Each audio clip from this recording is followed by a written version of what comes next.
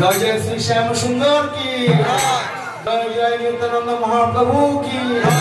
जय जय वृंदावन धाम की।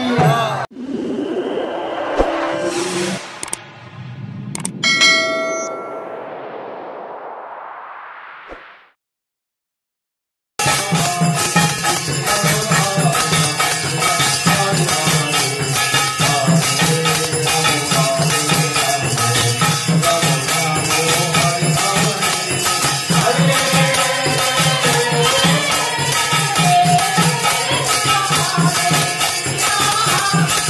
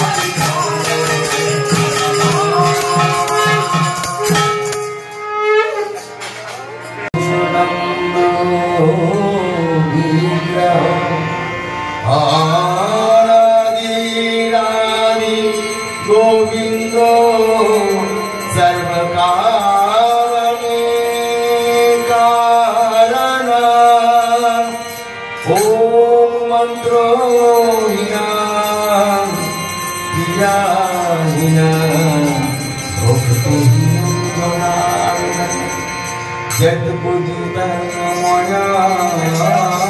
देवो परिपूर्ण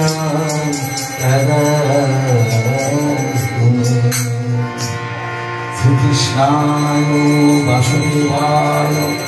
हरये केशवनाशाय गोविन्दाय नमो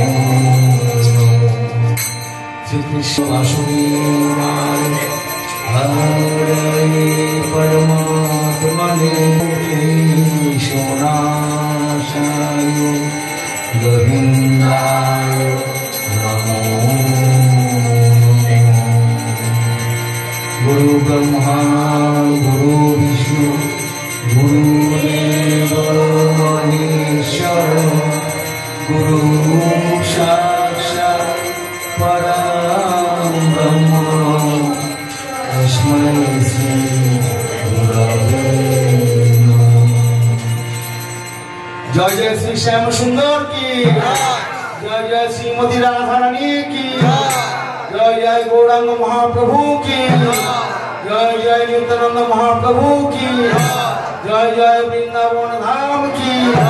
जय जय श्रीमद् भागवत गीता की जय जय वृंदावन धाम की जय जय नवद्वीप धाम की जय जय पुरी धाम की जय जय जगन्नाथ की जय जय सर्वदेव देवी की हरि मंदिर की हरि बासर की फूल करतार की भक्तगण की अपन अपन वैष्णवगण की जय जय राधे श्याम जय जय राधे श्याम जय जय राधे श्याम।